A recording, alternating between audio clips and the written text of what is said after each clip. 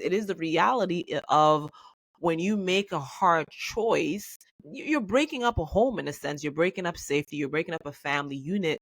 There is this level of guilt that you feel. I want y'all to listeners to know that that's actually normal. And sit in. I'm going to put my therapist hat on because this is what my therapist tells me. Sit in that feeling and breathe through it. And in my mind, I'm like, I'm not really trying to sit and breathe through No. nothing. I want it to go away. But I Yeah. do think I think we need to normalize these are real emotions that you're going to feel, and it's a little bit weird if you're not feeling guilt and shame. Something else is going on there. But when you're making these hard choices, you're thinking about all of the implications, what your kids are going to say, what are people going to say, what are you saying? And so, like, I want to normalize that exact idea of all of it. All of it is normal. Hey fam, welcome to Live Stories, everybody. I am so excited to be having today's conversation. I want to get right into it because I think today's conversation is going to be super relevant. We are talking to Zoë Nelson. As you guys know, I like to read their 1 to 2 sentence that introduces us to them. And she writes, I'm a first generation daughter of immigrants and a fierce mother of 2, a multi-passionate soul and a force for change. My passion for advocacy is deeply rooted in lived experience, shaped by a personal journey through the heartache and hope of congenital heart defects, and driven by a commitment to reimagining better care for the CHD community. So many things I wanted to tangent and already in your bio, but good morning. How are you, Zoë? Thank you so much for joining us today. Hi. Yay. Good morning, Liv. I'm so excited to be here. Thank you for inviting me. I'm beyond excited to have this conversation with you. So, yeah. Yes. And so for our listeners, I really, really wanted to be intentional about having Zoë on because her story is one that's unique. And a lot of people who tune into the podcast say they listen, not necessarily because they are going through a divorce, but sometimes they say their breakups felt like a divorce. And so Zoë has a very interesting story to share about her breakup that felt like a divorce. And so I kind of want to go all the way back and kind of ground our listeners, Zoë, to what your understanding was about relationship and marriage. Yeah, so initially, like growing up, I came from a two-parent household. My Mm-hmm. parents both, maybe a little background there, but my two-parent Yeah. household, both of my parents grew up in the Caribbean. They both Mm-hmm. immigrated to the United States, so they're here trying to create a better life for myself and Yeah. my two brothers. So like my sense of like what relationships look like was it definitely had to look like a two family household. It was that's Mm. the best way that the kids were going to get support. That's just like, what you saw across TV. Initially, when I looked at Mm-hmm. family growing up, when I was in high school, I saw everything that my mom did. I saw everything that my dad did. I saw everything that they had to go through, not only as immigrants, but just living their lives and then raising us. And I was just like, well, I don't know Mm-hmm. if I want kids. I don't know if I want a family. And at that point, that was like back in high school. And then as it started to evolve and I started to get into relationships of my own, I'm like, okay, like this is ideally what I would like. I would like to be in a relationship and start a family and really mirror what my parents had because like they did Mm-hmm. everything together. They still do everything together. Mm-hmm. And I thought for me, like that's what I wanted and that's how it should have been mirrored. Yeah, that's very, very helpful. So you said us. So how many siblings do you have? I have two younger Oh, siblings. so you're the Yeah. oldest. Okay, I'm the got oldest. it. Yeah.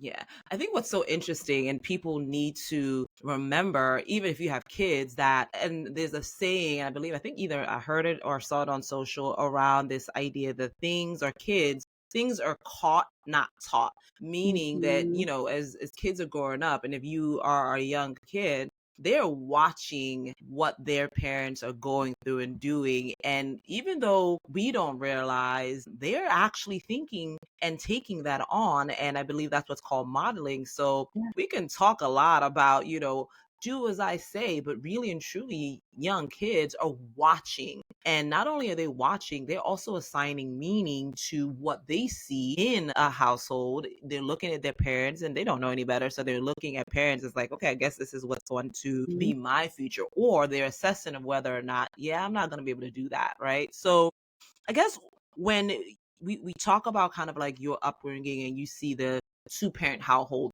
were there things that you saw, at least on your mom's side, that you thought like, that's interesting? Or were there any kind of like troubling things you saw in your household growing up? I would say more so like the expectation of, so my mom, it was very traditional roles when it came to like, mother, father, male, female, whereas my dad was the primary breadwinner. He was the one that was working. He had several jobs and then my mom was in the household, but also she also did work. Yeah. So while it was still traditional, there was still that piece that she was also out working and contributing to the family. And that's why early on, I did notice how much work that took. I did notice how much effort and sometimes draining it was to her. Yeah. And that's why early on I was like, well, I don't know if I want kids. I don't know if I want a family, because I see how much it took out of her in raising 3 kids, working, and then having to be a partner at the same time. Because there were times where like it was just, you can tell that the household was overwhelmed, because it was just a lot that was going on, a lot of different aspects going along. So so I did notice like times where like, and even now, like my mom, like I think back to those moments and how my mom was able to like manage all of that, and still be able to have a relationship with my dad, and they're still married today. But what that looks like and what that takes, and the ups and downs and the roller coaster. So for them, like, it's very, very hard work. Yeah. And I think people don't really grasp, you said, what that takes, because what it takes to be able to have a full-time job, be able to support 3 kids, but also to, now that I get older, I don't know if you find this true, like I have my own things too that I sometimes have to put on the back burner, and that's the sacrifice that comes with parenting and parenthood. And so that notion of what it takes to be in a healthy relationship, it is a lot of hard work and it is a lot of sacrifice, I would say, right? And so I want to get into the relationship that we're going to discuss today. Give us some grounding of like, how long were you in this relationship? What were the first kind of moments like for you as you started in the relationship? Kind of talk us through that journey. Yeah, so my relationship, and this is the father of my children. I started, it was 7 years long. So it started in 2012. And at that point, I was really young. I think at that point I was like 22. So my expectations, and this is coming from like, not even necessarily said, it was kind of like an unsaid thing from family. It's like, okay, so now that you've gone through college, your next step is getting a good job and having a family. So that was like on my mind at that time. I'm like, okay, well, like then these are the next steps. So the partner that I had, we had been together for 2 years before my daughter was born. There were talks about marriage and getting together, having that full commitment of marriage. And at that time, for me, because I was still young, I was like, well, I'm 20, 25. We have some time. Like, we don't necessarily have to get married. Like, we have a child together. We're living together. Like, it's okay. Like, in my mind, that's like, I kind of was just like, I was good with the commitment of us being together outside of marriage. And then for my family, that wasn't necessarily okay.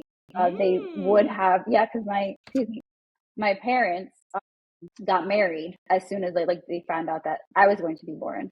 So like for them, marriage was very important.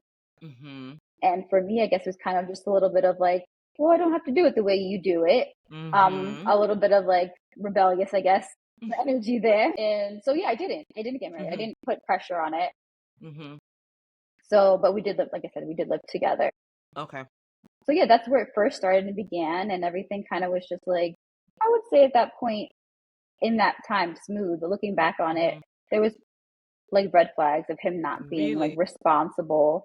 Little things at that point where I was just like, he could have been more responsible. He could have been more responsive. Like at that point, I believe I should have asked for marriage. I feel like knowing his level of commitment And if he really did commit to that, like if like me being in that moment and asking, say, like, let's get married, and sharing that commitment together, I think if I had asked him at that point, he definitely would have said no, and maybe that would have opened up some other conversations as to why, and maybe other conversations as to, like, you know, what's more, do our values actually align? What is going on, what's truly going on between us? Like, can we envision a life where we can build together?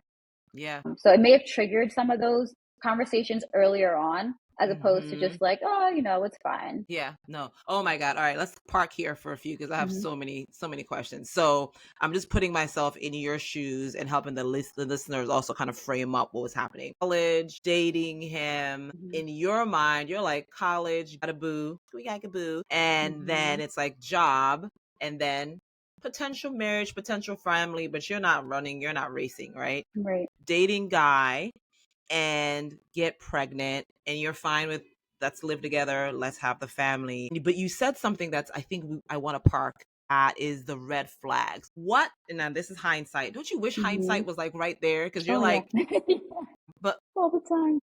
the choices are the choices. We know, we learn from our choices. So what were some of those red flags that you now know are red flags? Yeah, so I would say definitely not having early discussions about your values. And then when in talking to someone, and I'm putting this into my relationships now, is I kind of like almost vomited what I wanted from a person, right? So everything was just coming out like, I want this in a relationship, and I expect this in a partner.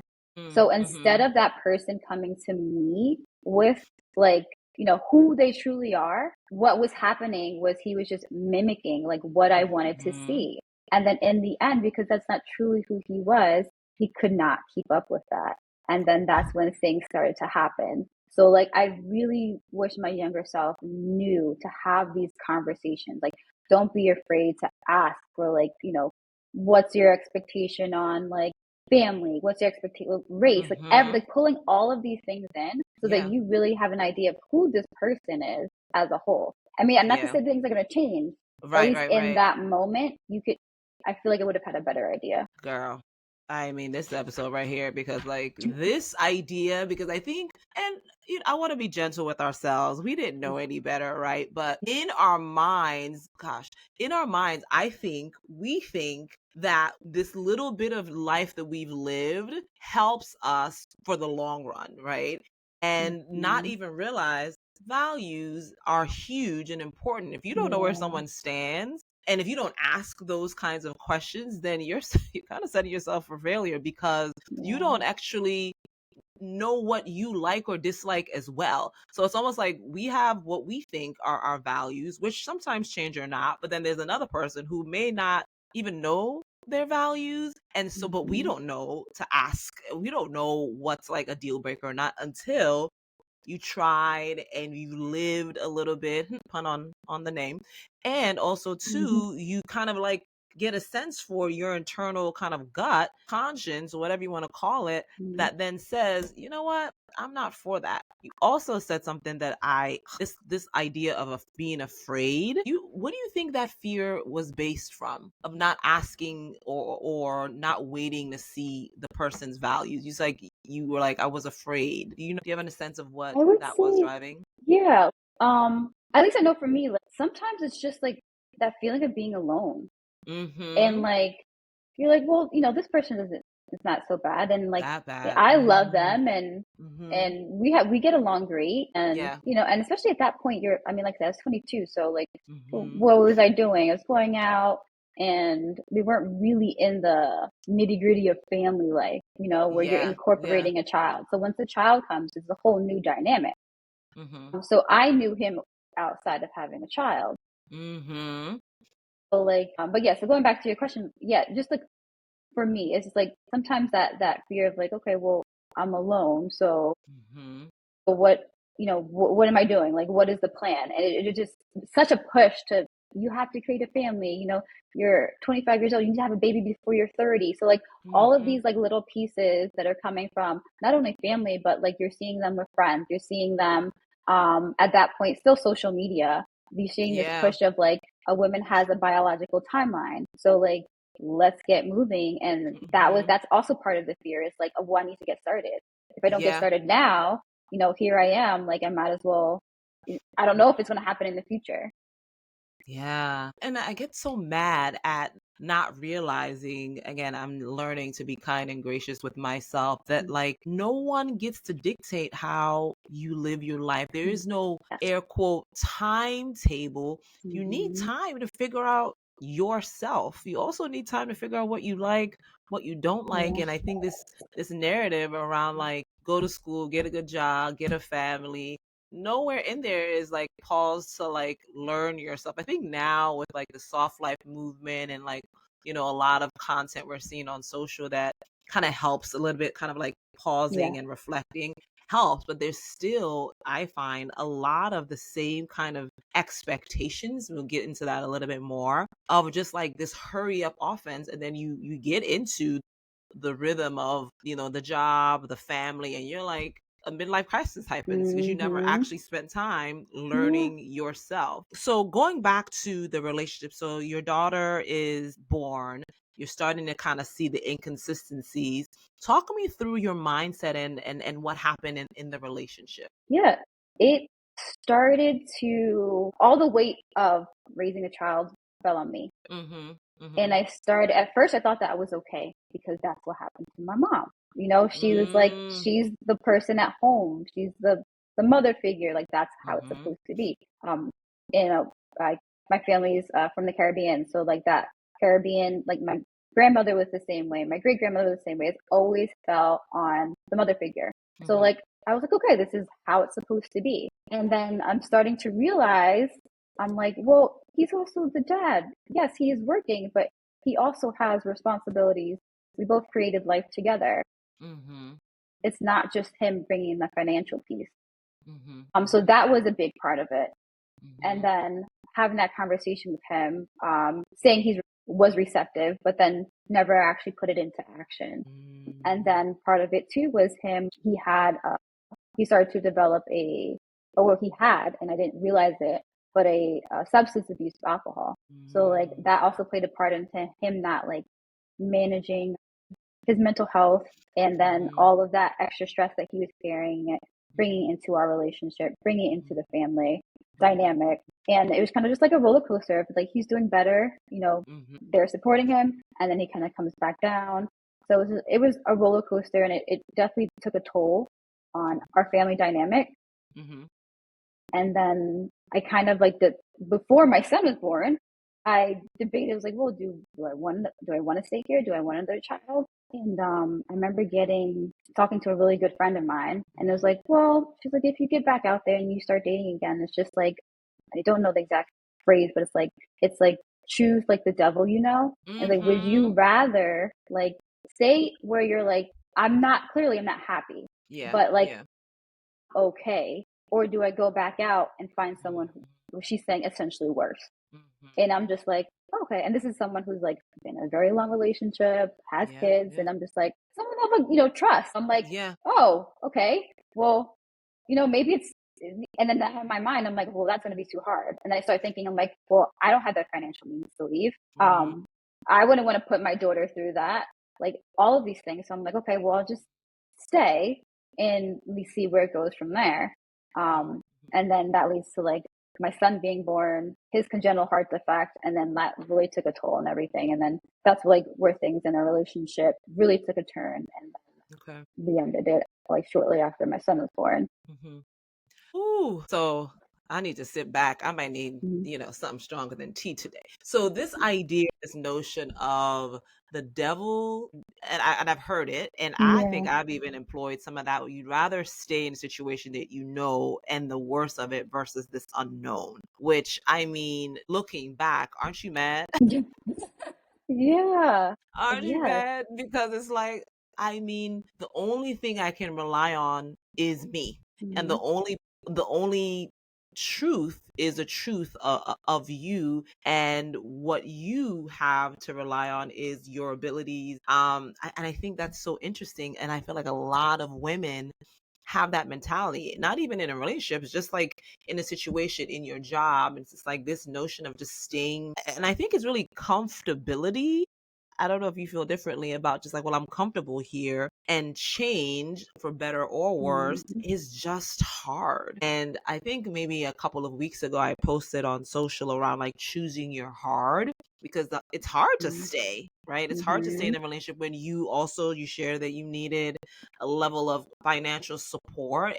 You I don't think your brain can like figure out like, well, how am I going to support myself? And then also too, there is this notion of like, oh, doing this by yourself. And also too, well, who's going to want to be with someone with two kids? You know what I mean? So it's like Yes, all these 1000%. Yep. conversations and narratives that are in your head. And so can you talk a little bit about like that tug of war that you were having in your head?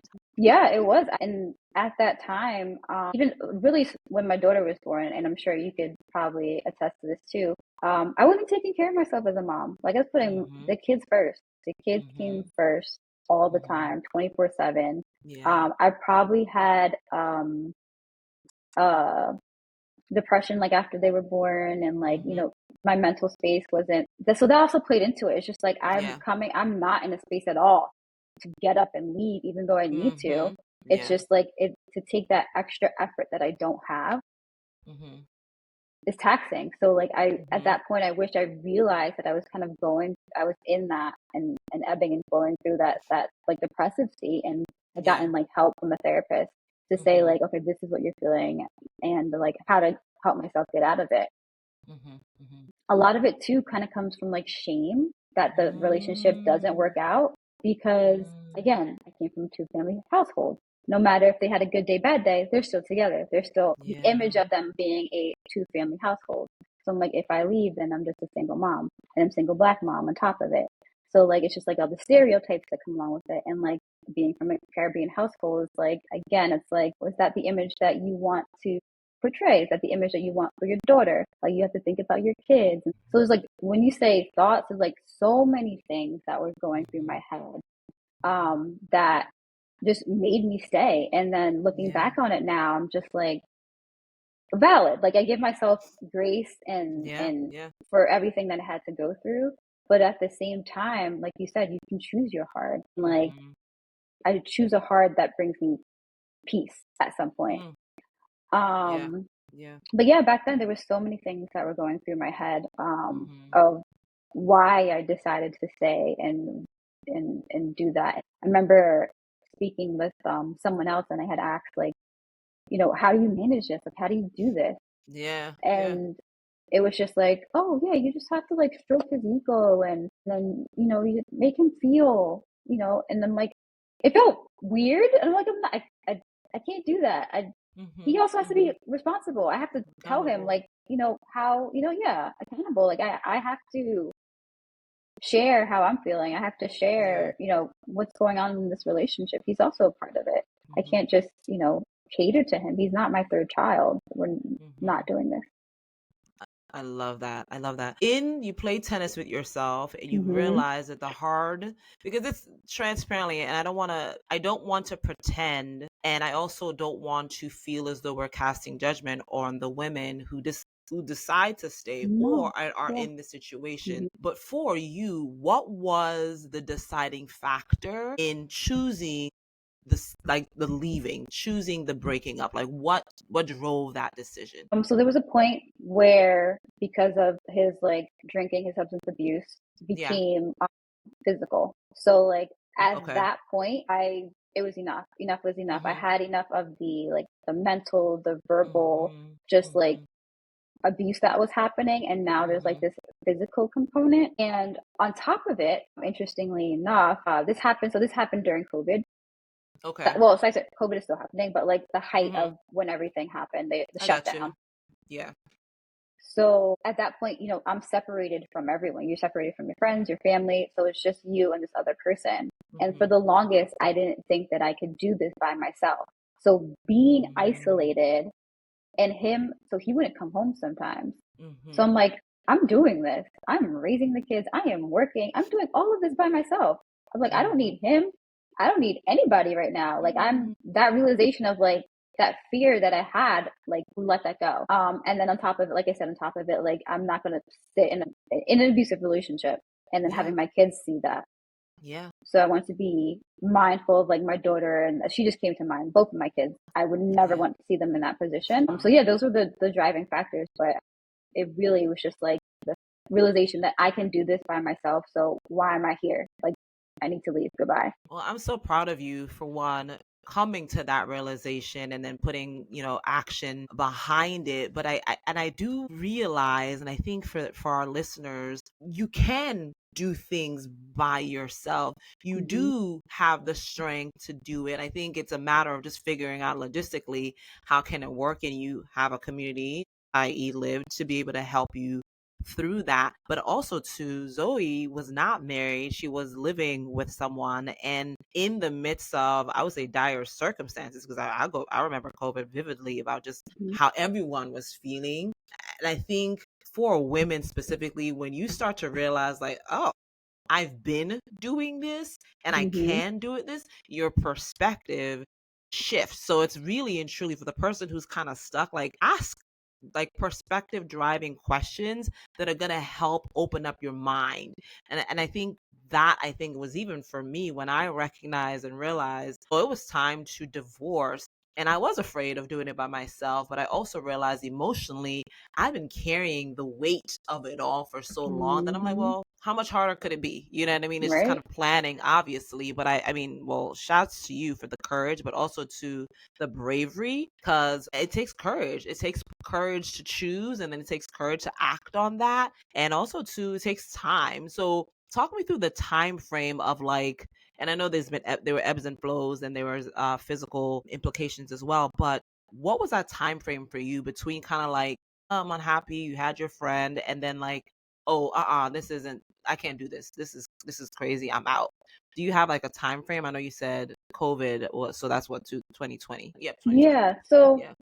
I would say that was, my son was born in 2019. Mm-hmm. So around that time, it took me about 2 years.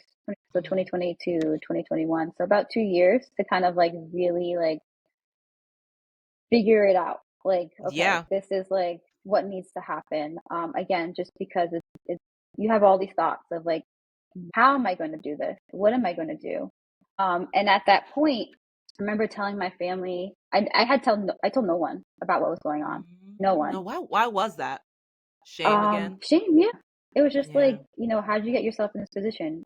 How'd you choose this person? Again, going back to like, I chose this person. That was my thinking at the time, and not like this person. This is how this person's acting. It's not my responsibility for their actions.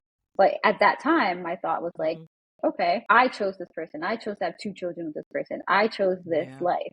So it's like, it's my responsibility to fix it. Like, I shouldn't have to run to anybody for help. I shouldn't have to run to anybody for assistance, but not realizing like the importance of community, the importance of family. And exactly why you have this platform. That is a driving force, and can be a driving force for a lot of women to get that additional support if they do feel isolated, if they do feel alone, if they do feel shame. So for me, that last piece was, I told my family, and I remember this was actually over a period of maybe about a year or 6 months or so. I can't remember the exact time period, but I told my family. At first they were kind of like, okay, well, see if you guys could work it out, or maybe, maybe you're being difficult. It was kind of like that conversation until they saw it for themselves. And then it was like, okay, we see what you're talking about. Like, we need to get you out of here. So like, come live with us. Then that's the point where it's like, okay, now I have the family support, and they understood what was happening. Interesting. Okay, let's park here for a little bit, because you just said something that I think is crucial. They saw it for themselves, which, isn't it like I've been telling y'all, like, because I'm petty that way. I'm like, I told y'all he was nuts. No, but what? Let me just, because my mind is just like racing with all the questions. So you share with them, and I just want to say, I see you in the feeling of the shame, because I will say, and I was married for 14 years, and from year 1 to year 5, there were things that I was feeling in my mind that I didn't tell a soul because I felt Mhm. like, well, I chose this and I have to deal with it and this is my choice. And it was such a lonely place to be because you feel so isolated and you feel like people are going to judge. So I completely like, I felt seen in you saying that I wasn't nuts in Mm. that. And then two, once you finally got the courage to share, I wish there's a better way that people are like, well, can't you bear? Because once I started talking to people about it, I mean, there are friends that like understood and were there with me and had no judgment. And there were friends who were like, girl, leave. And then there were friends who were like, well, it's not that bad. And it's not that bad. Just as like, oh, you want me to suffer. Yeah, You want true. like I'm telling you something, you want me to be in pain. Like just that's huge. And for our listeners Mhm. who are feeling that, I mean, they're your homies, but you do need individuals. I think a diverse thought and diverse perspective is important, but love shouldn't hurt. I mean, No. yes, there's tough times, but it shouldn't. Mhm. If you feel like you're hurt, that's a flag that something is off and Yeah. you are not alone. Do have to share, and even when you share, you have to share with people who've earned your vulnerability, right? Yes, that piece.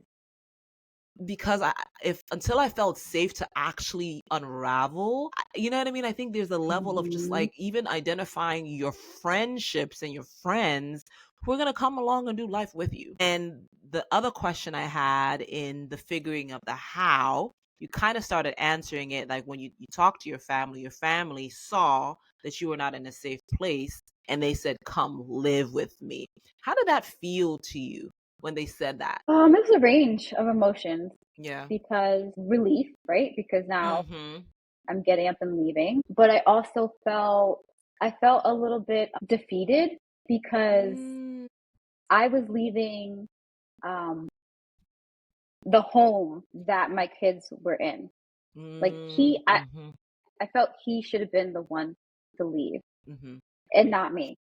mhm. And it's something like looking back on it now, I felt like I would have fought harder to get Mm. him to go, for me to Okay. keep the space and, where the kids were thriving and where I was Yeah. thriving and the school system that we were in. And like, that's where, I mean, I figured out a way to still keep the kids in the school system, but like, just, Yeah. that was our Yeah. home. That was our home. Yeah. But at the same Yeah. time, it was time for that chapter to close. So it was Mhm. kind of like, it was a range of different emotions. And then I kind Mhm. of felt like, again, defeated because I'm like, oh, I'm living back at home, like with Mhm. my parents, and I have two kids with Mhm. me.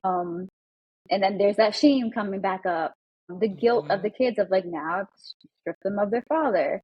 Yeah. Oh, There's so so many.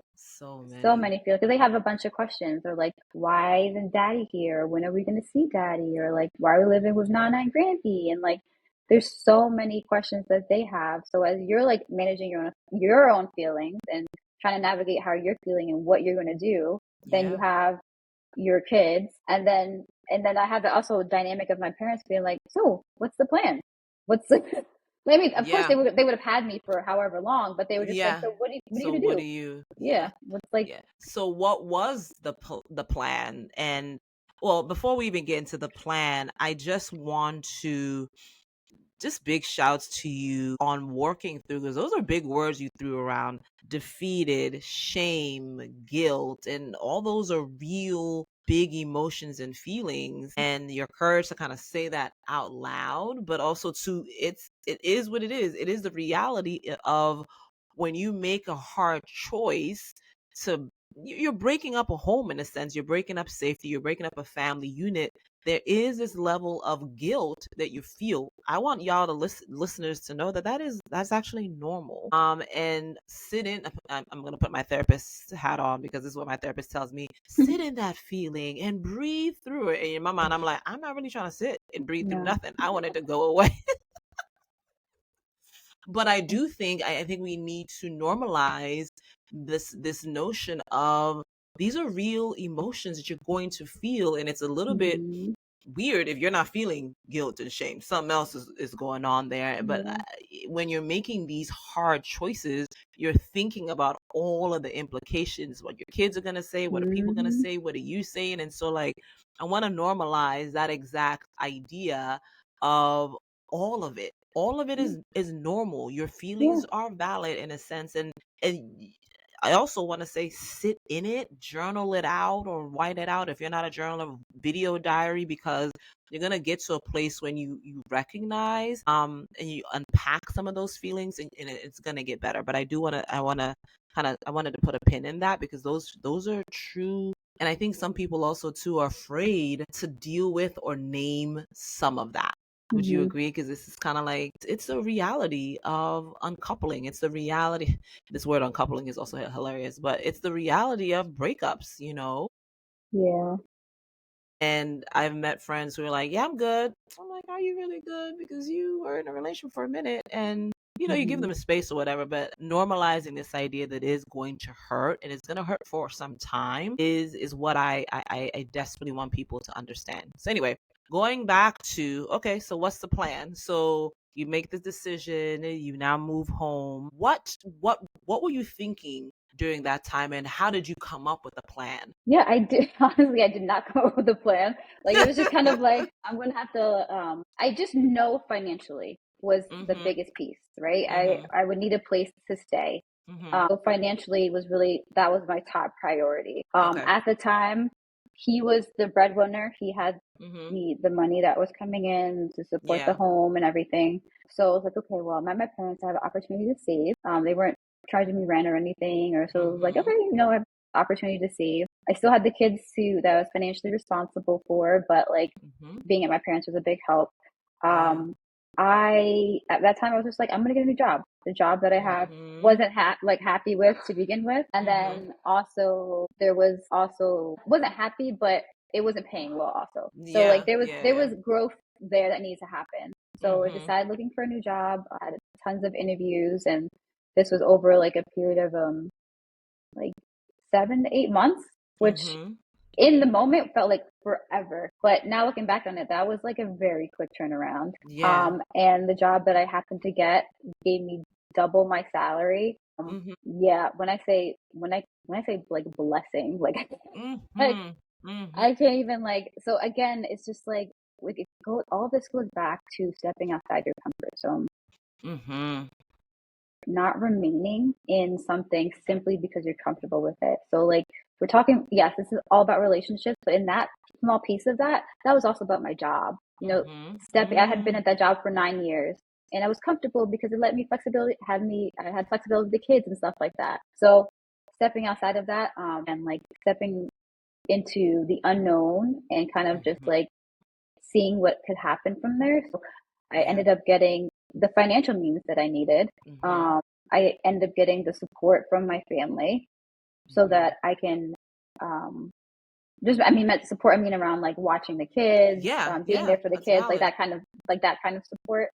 I started doing therapy, so it was like Mhm. trusting myself, that giving myself the courage, tackling everything that I had and unboxing everything that I had been holding on to, or just like you throw it deep inside of you so it never it never sees the light of day.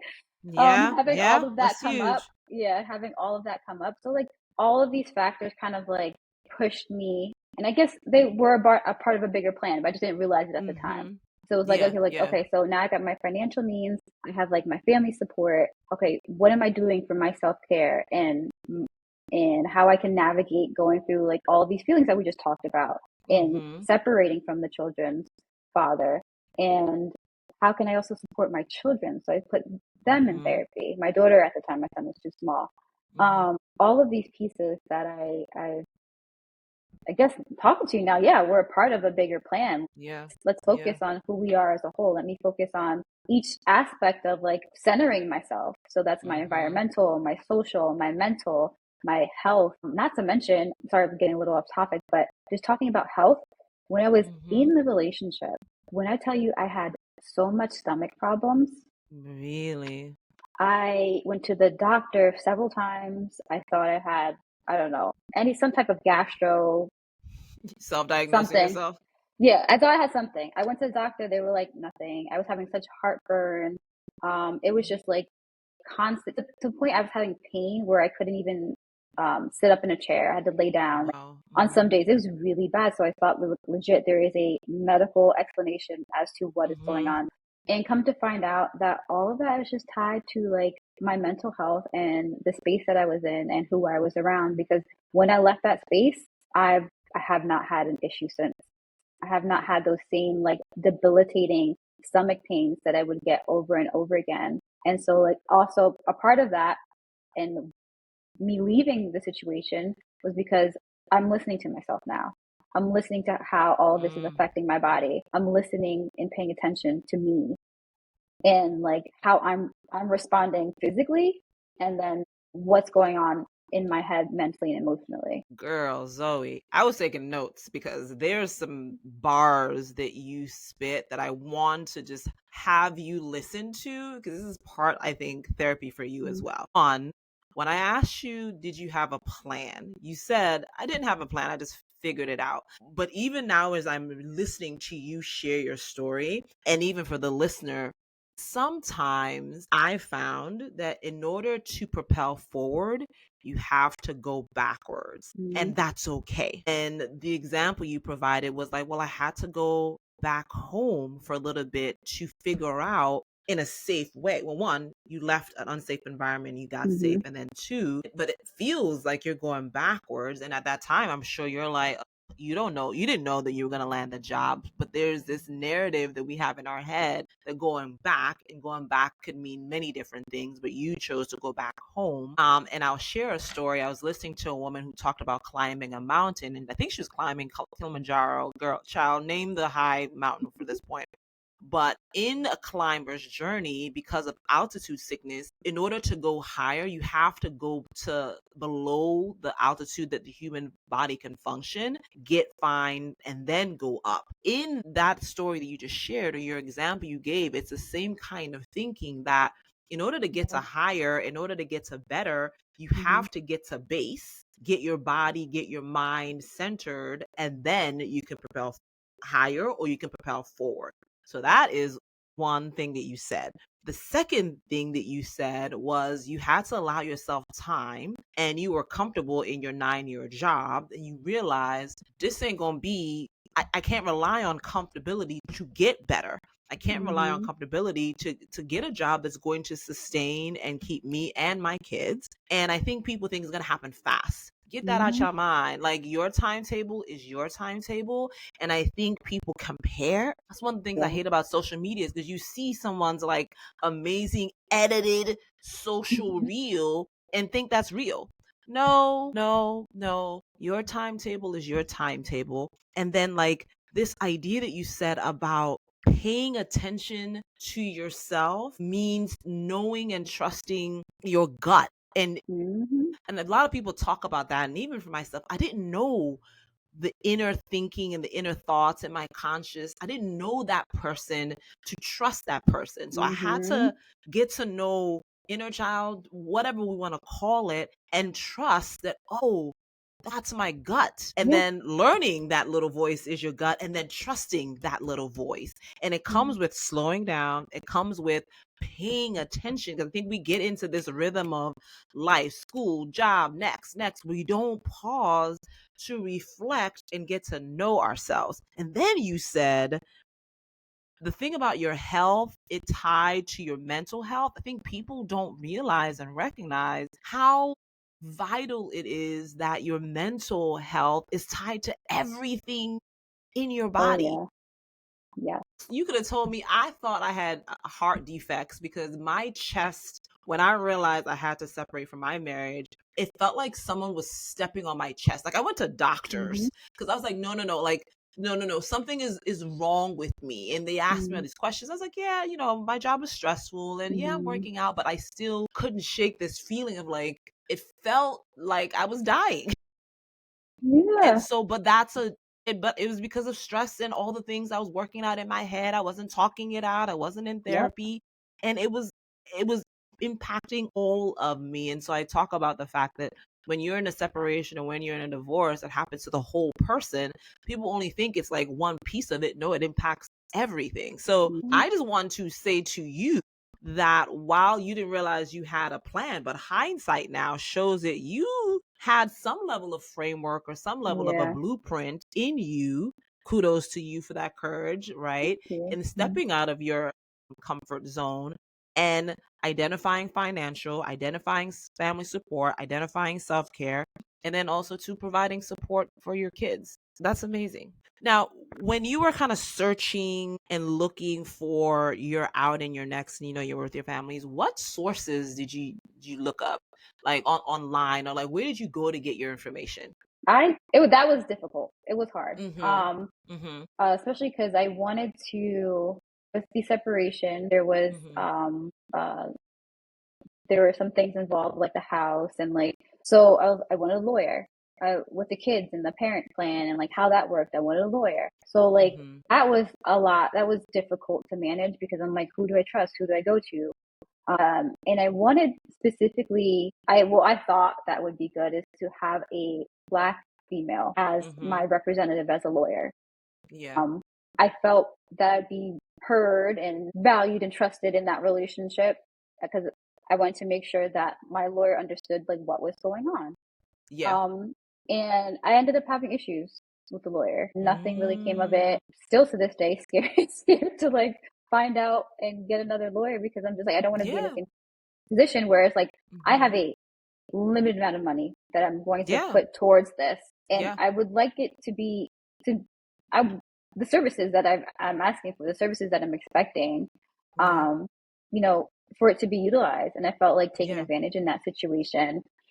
Um, Can you share a little bit more about what happened with the lawyer, and mainly because for anyone who's in the similar situation trying to figure out like what happened with, as much as you feel comfortable sharing, obviously, what happened yeah, with the lawyer, if you don't mind me yeah. asking. So this was I never met her in person. It was all like through the phone, Mhm. which is fine. She did like the first intake, said don't worry, like she heard everything that I had to say. Yeah.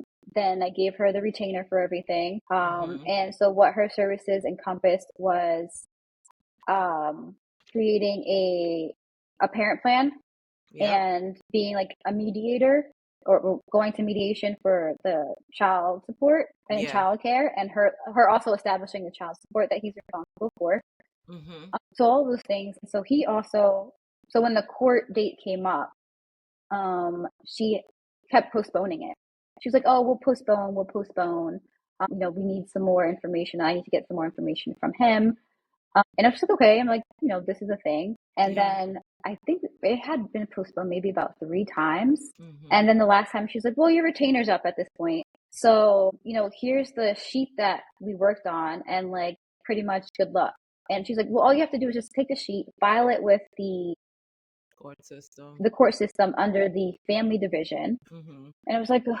Still at that point, I was disappointed because I'm like, okay, well, if Yeah. you're going to postpone it so many times, I would have told you to postpone it. I was like, let's go get this done. And Yeah. then I just wasn't realizing, putting two and two together, that every time it was being postponed, it was taking up money out of the retainer.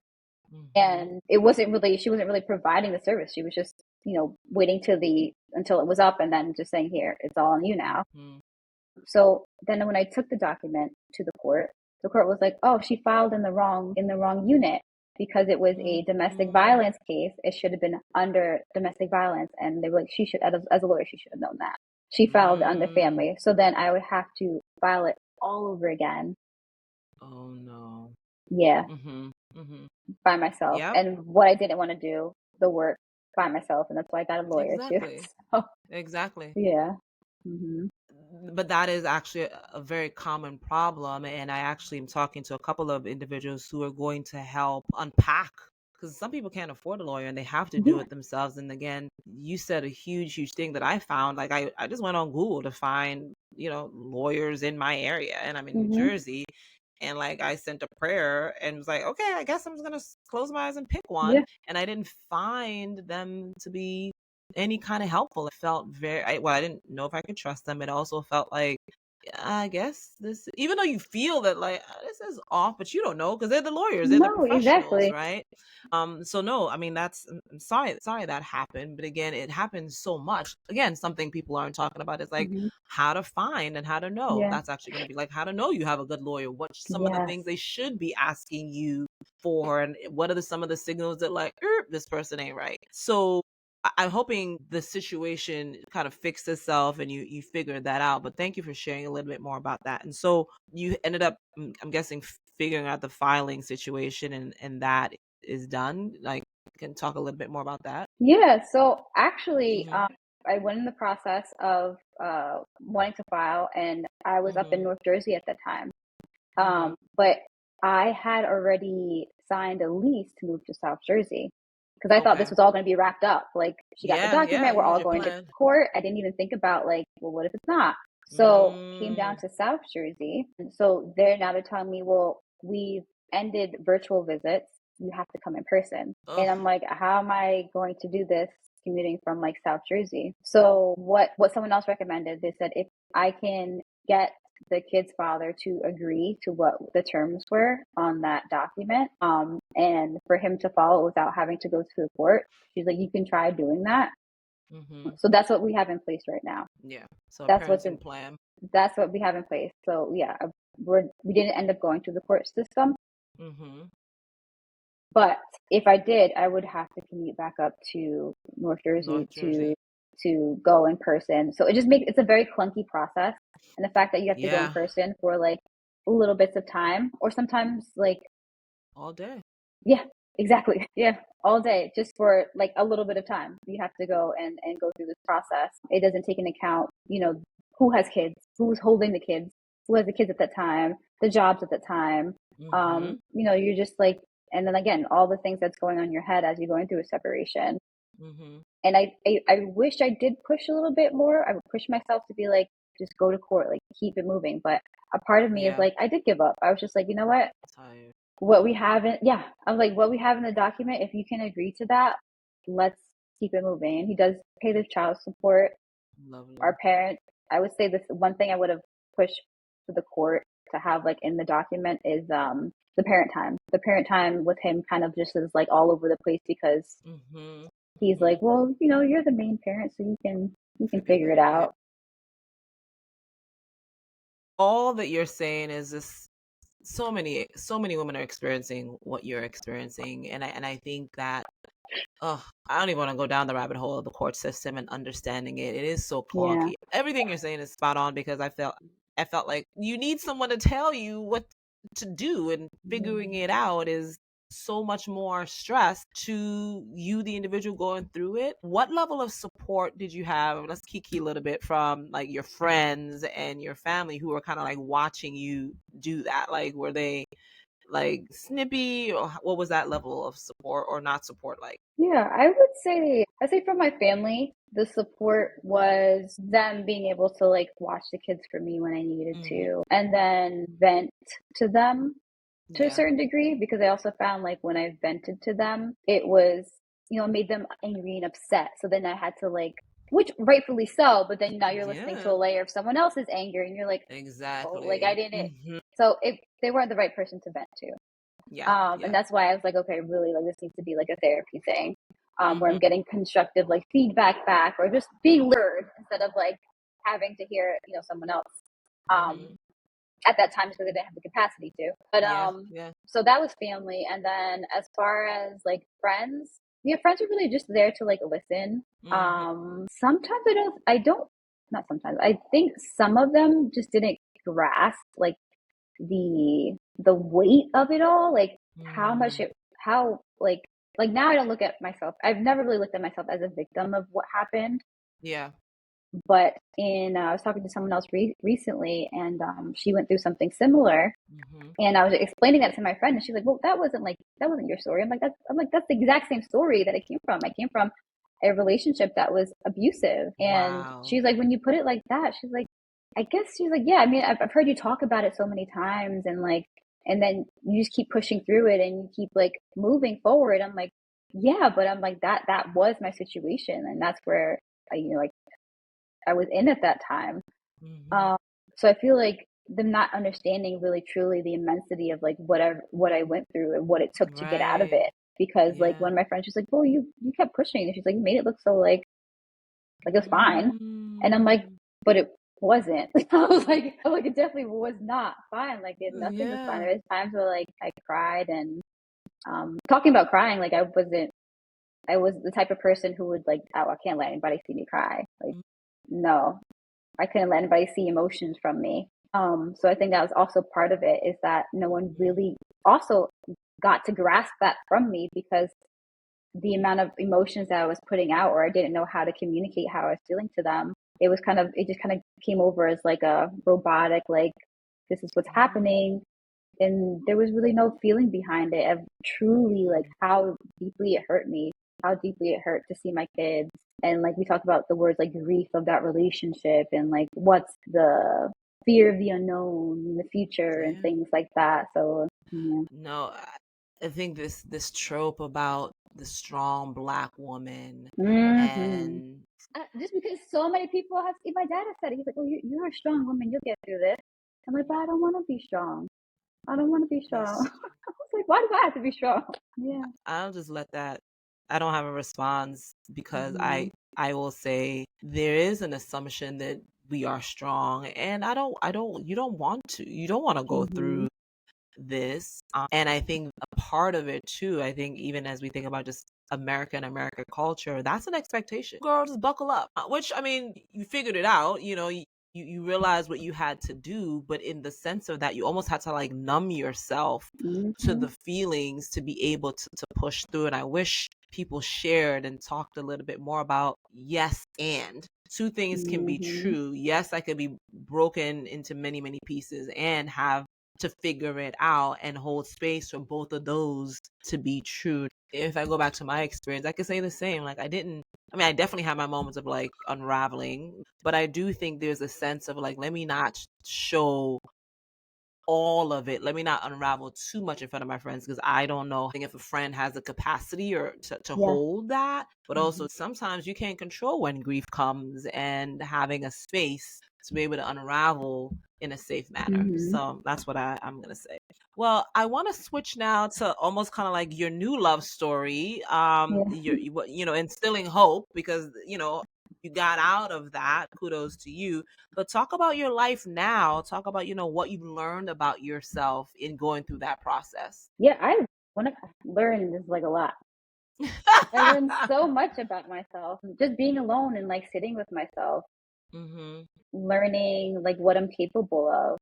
Yeah. um Therapy has helped me like express like those, like I said, kind of at first with having that like robotic kind of like response to everything, like really Mhm. get in touch to like where these feelings were coming from, the Yeah. grief that I was experiencing. So like you said, sitting in those feelings, I did a lot of journaling. I listened to, there's a podcast that I was listening to, and she had like videos on YouTube, and it kind of just talked about like mind and body. Mhm. And then I ended up getting my master's in integrative and complementary health. That was like a part of my healing journey, because Mhm. I was so interested and tied into like that mind body connection. Yeah. Yeah. And like that helped me understand a lot of like your mental health plays such an important role in what manifests in your body. Mhm. And how to go through, how to listen to yourself, how to trust your intuition. So, like, once I found all that stuff, I started doing self care. Like, self care is a routine in my life, it is a must. Like, I will Mhm. take time out of the day, even if it's just the kids and I. I'm like, hey, mommy's gonna go do meditation for like 10 minutes. I just need a minute to like breathe and like, and now I can pass Mhm. those things along to them, and they Yeah. can do that, Huge. integrate it into like their self care and things like that. Mhm. For me, I realized I don't have to sacrifice it all. I don't. Mm. I can still have me. I can still be fully present and entertain and be the person I want to be, and have the purpose, be aligned in the purpose that I see, like my life's purpose and what I want to do and what I want to achieve. And I don't have to sacrifice that, because being in a Mm. relationship, I thought I had to sacrifice. We talked about this earlier, and I remember wanting to come back to this. This sacrifice, you want to sacrifice for your partner, you want to sacrifice for the family. And like, yes, there's like certain decisions, maybe like, maybe where you're living, someone wants to live north and you want to live Yeah. south, and you have to sacrifice to live in the middle. Fine. That's Mhm. something, as long as like you still have things that don't take away from who you are as a person, Mhm. Mhm. if that makes sense what I'm getting at. But like, Yeah. I don't want to, no longer do I sacrifice anymore that anything that would compromise me as a person, that would Mm-hmm. compromise my self-care, compromise my values, compromise Huge. boundaries. In therapy, I learned about what's the boundary? What's a rule? What are things that like I firmly stand on, and what are things that I have flexibility in? What are Mm-hmm. things that are like really foundational? And Yeah. like I put those up. I put those up for friends. I put those up for family. I put those up in relationships. Like it's funny. Really quickly, when I was dating, I'm kind of like thinking of like I need to do a survey because you need to like follow all these things before you go on a first date. Like I need to know all these things. Like you need to fill out Yeah, a yeah. Google form. Like and Oh based my off of your goodness. response, based off of these responses, like then we'll talk about it. But Yeah. like really putting myself first and like all the time, even for the kids, I Mm-hmm. will put myself first because if I don't put myself first, then I can't pour into them. And I would want them to do the same thing for themselves. Mm-hmm. Yeah. I think, and my daughter sees a lot of sacrifices I've done, but I told her, I was like, listen, yes, I do these for you guys, but you also have to put yourself first. You have to Mm-hmm. put yourself first. And then this way you can pour into everybody else. And that's exactly what I'm doing. Yeah. But yeah, just finding myself along the way. And it So good. shifts and it changes. And some days are better than others. Yeah. But like on the days that I find it difficult, it's like I'm recognizing what's happening. Oh, okay, it's difficult because XYZ. Like I'm feeling the weight of everything that's going on because I am having to be a single mom and cook dinner and clean and cook. And I'm like, that means I need a break. Let me just like, take a break. Like at least I'm recognizing and I can Mm-hmm. identify and then address it. I mean, I felt like if there was a person behind us putting words up, the phrase that kind of hit me and resonated is, I don't have to sacrifice it all. It's Mm-hmm. huge because I do think, and maybe it's because of our upbringing where there's a level of like, and it's tied to people pleasing. And if you would Yeah. ask Oh, yeah. me, am I a people pleaser? My answer is a hell nah, Yeah. However, my actions said differently. I killed myself to make something happen, or I killed myself to please someone else or to please Mm-hmm. others and not even realize that I'm killing myself until I'm dead on the street. And then my inner self is like, well, you put yourself there, right? So this notion of self-care being selfish, no, self-care is not selfish. Even to the like feeding my kids. Now usually if you cook, you serve them first and you eat the Mm-hmm. leftovers. No, I Oh, yeah. intentionally now serve myself Mm-hmm. first. And then y'all get from after, right? So these Mm-hmm. small little things, it's almost kind of like a tool that I use to be like, girl, yourself first, right? Yeah. And I think that goes back to, and that's why I always like to start with the upbringing, because that's something that's learned. That's a Oh, learned yeah. behavior that we see, I think. So can you believe it's been an hour of our Ah. conversation? I know, and like I feel like I can go on and on and on, but like, Mhm. I mean, I felt like we can stop there, but if there's anything else you want to share as it relates to, and I like to close with a lived truth, like based on your experience, and again, you weren't married, but you yourself Mhm. said that it felt like I got divorced because you had to separate. Yeah. What would you say is the one thing you want listeners to take away after listening to this episode? I would say truly and honestly listening to yourself. Sometimes that little voice, or it could be like a physical manifestation in your body, Mm-hmm. but like getting to know yourself so that you can listen to yourself because you are the only person that knows what's best for you. You Mm-hmm. are the person, like, if you don't advocate for you, no one else is going to advocate for you. That's facts.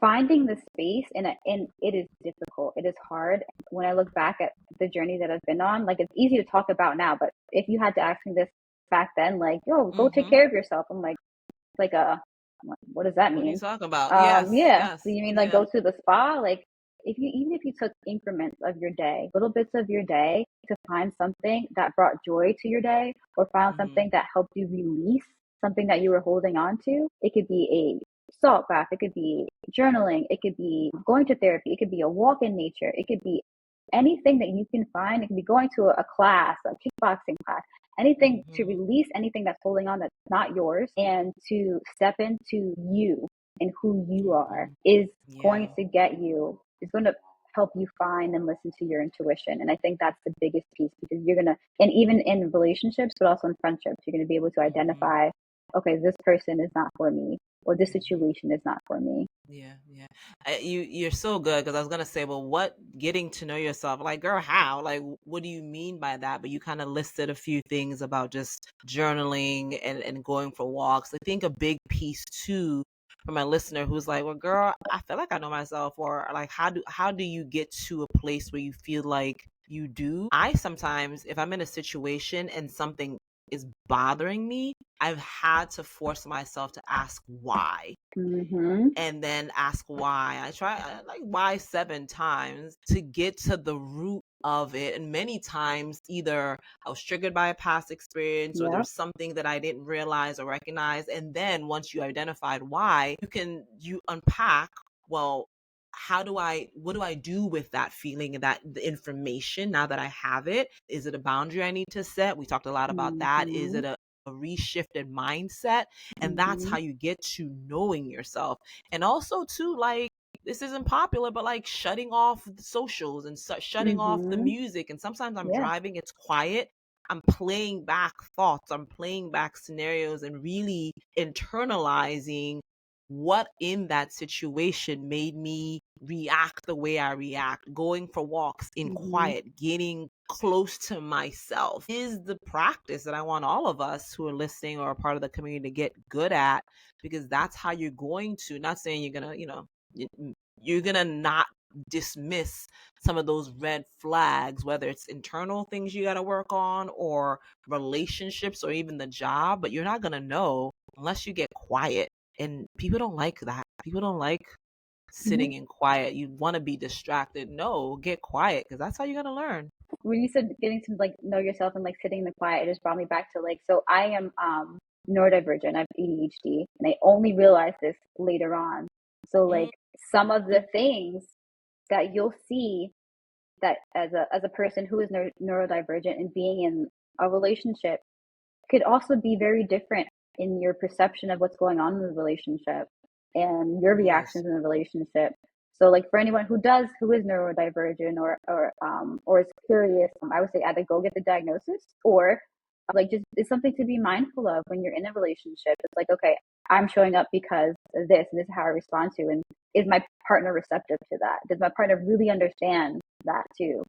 Um, You, yeah. well, Ms. Zoe, thank you for your courage and your bravery. Thank you for sharing your story.